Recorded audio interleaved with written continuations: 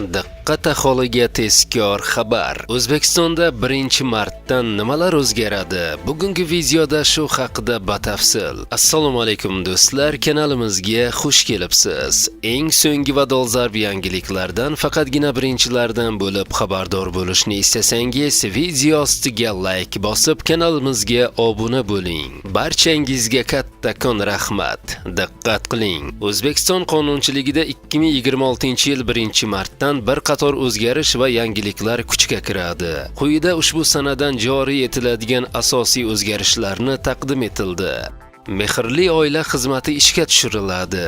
Inson ijtimoiy xizmatlar markazlarida ijtimoiy himoyaga muhtoj bolalarning ota-onalari, ularning o'rnini bosuvchi shaxslar uchun mehrli oila xizmati tashkil etiladi. Ushbu xizmatga jalb etiladiganlarga oila bilan buzilgan munosabatlarni tiklash, farzandlarning psixofizik xususiyatlarini hisobga olgan holda, ularni ijtimoiylashtirish bo'yicha bepul oilaviy terapiya xizmatlari ko'rsatiladi. Ijtimoiy jihatdan xavfli ahvolda bo'lgan bolalar ularning xulq-atvori va qiziqishlarini inobatga olgan holda, maxsus ta'lim tashkilotlariga sinovlarsiz va bepul asosda joylashtiriladi. Chet el fuqarolari o'zbek tilidan imtihon topshiradi.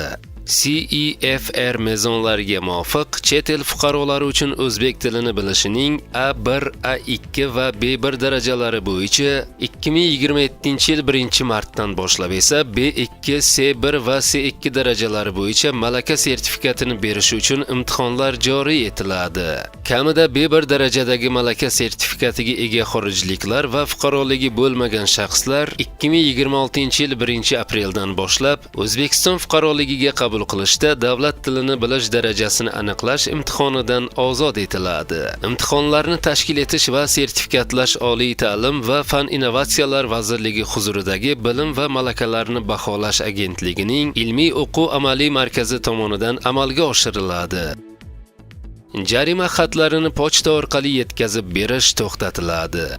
O'zbekiston pochtasi AJ 2026-yil 1-martdan boshlab yo'l harakat qoidalarini buzganlik uchun YHXX Jamoat xavfsizlik departamenti tomonidan shakllantiriladigan ma'muriy bayonnomalar jarima xatlarini yetkazib berish xizmati to'xtatilishini ma'lum qildi. Xizmat ko'rsatishning to'xtatilishiga Ichki ishlar vazirligining xavfsiz shahar tizimlarini rivojlantirish davlat muassasasi bilan 2026-yil uchun shartnoma imzolanmagani sabab bo'lgan. Shu bois mazkur yo'nalishdagi pochta jo'natmalari qabul qilinmaydi va yetkazilmaydi. Ichki ishlar vazirligi holat yuzasidan munosabat bildirib, jarima xatlarini yetkazib berish to'xtatilishini tasdiqladi.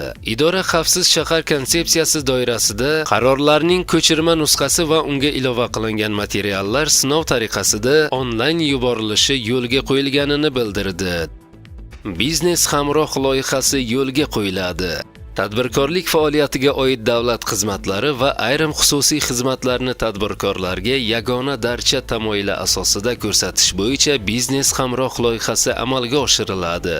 Tadbirkorlik subyektlariga davlat professional, konsalting, moliyaviy, injiniring, marketing, media, IT va operatsion xizmatlarni kompleks ko'rsatish tizimini joriy etish chora-tadbirlari to'g'risidagi Prezident qarorida belgilanishicha, biznesni tez va oson boshlash hamda yuritish uchun qo'shimcha imkoniyat yaratish maqsad qilingan. Loyiha doirasida Savdo-sanoat palatasi huzurida tashkil etiladigan mas'uliyati cheklangan jamiyat tomonidan boshqariladigan biznes hamroh markazlari faoliyati yo'lga qo'yiladi.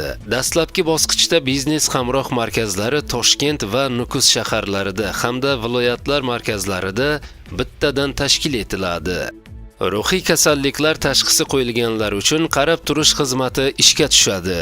Xulq-atvori buzilishlari bo'lmagan ruhiy kasallik bo'yicha dispanser nazoratida turuvchi demensiya, Parkinson yoki Altsgeymer kasalligi tashxisi qo'yilgan shaxslar uchun kunduzgi qatnov asosida qarab turish xizmati ko'rsatiladi. Inson markazlari va oilaviy poliklinikalar tomonidan keyingi yil uchun shaxslar chuqurlashtirilgan tibbiy ko'rikdan o'tkazilishini tashkil etish jadvalini tuzish amaliyoti ham bekor qilinadi.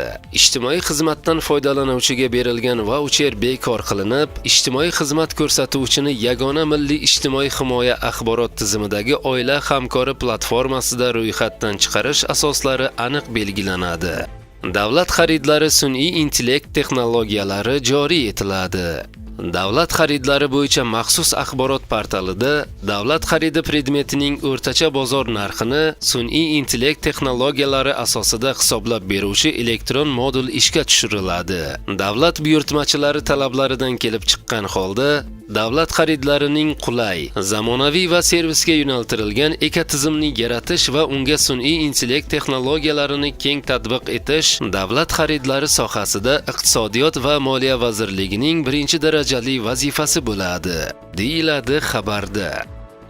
Do'stlar, ushbu muhim ma'lumot barchaga yetib borishligi uchun iltimos like va obuna bo'lish tugmachalarini bosib qo'yishlikni unutmang.